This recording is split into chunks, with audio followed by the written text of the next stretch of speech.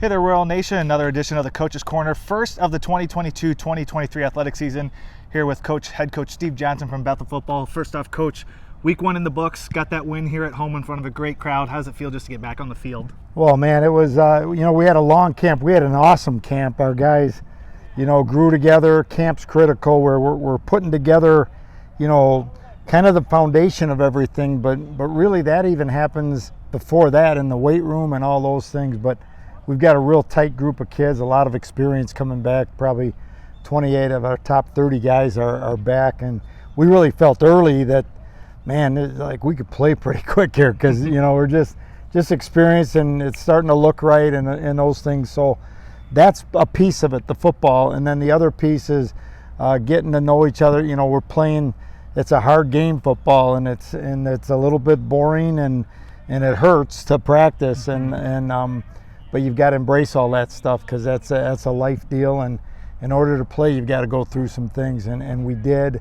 Really proud of the guys that way. And then to get to play, getting to your question, to get to play after that is like, oh, baby, you know what I mean? Right. So we were chomping at the bit. And even that, we want to temper it because, we got a long season to go and we just want to grow each day. And so whatever's next is in our minds. We'll start out on the defensive side of the ball where you guys started the game. Force a punt, next drive for PLU, interception, punt.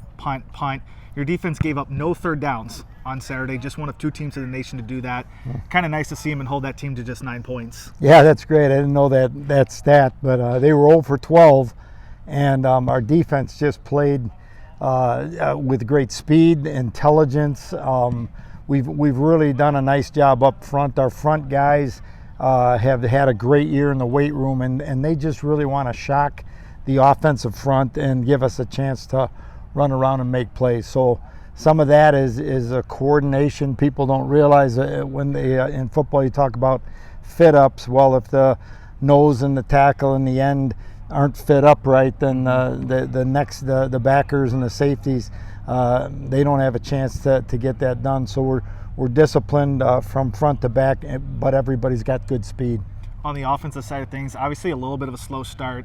Obviously, you can't overlook Jaron Rossi going out on the fourth play of the game. But then George Bolt coming in does a nice job, 19 of 31, 2 touchdown passes, throws for just over 230 yards, including a 56-yard connection to Joey Kidder, who was a big wide receiver back from you guys.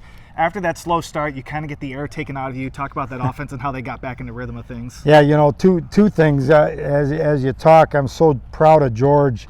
I can't hardly breathe. Jaron is bigger than life, and for us, he's been our quarterback for a long time, and he and George is a big help to him to grow him, and Jaron for George. But man, he took he jumps in, and it was tight and tough at first, and it wasn't all him. But everyone says, "Well, he was nervous." Well, duh, and I'm thinking it's a big deal. We're pretty good, and Jaron is a Gallardi Trophy finalist last year, and to lose him, I joked with him when I knew he was going to be, relatively okay, that I feel bad for him, but I kind of feel bad for me because I love watching him play. Yeah. And he's a heck of a player, and we've got a really nice team, and he's really good at getting the ball to everybody and doing he's in for 3 plays and has 40 yards rushing, and we didn't call a running play.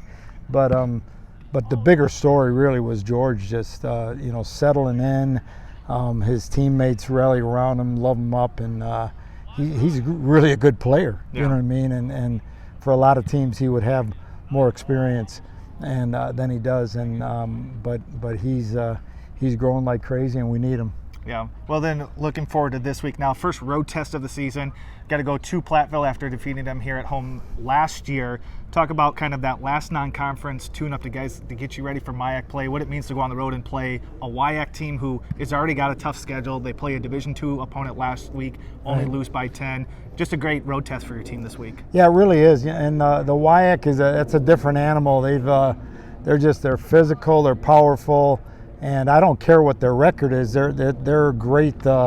It's a great test for us. And so it's a little bit different team. And I think that's neat. In the tune-up, you want to call them. We don't really feel that way. We just want to win each game. And but they give us a little bit different test, and they're a little bit bigger, a little bit more powerful. Might I think their speed might be a little bit better too. But it's going to be a test, and it's going to be a tough one. And we've got to pull together as a football team and do great in all three phases to win. Mm-hmm.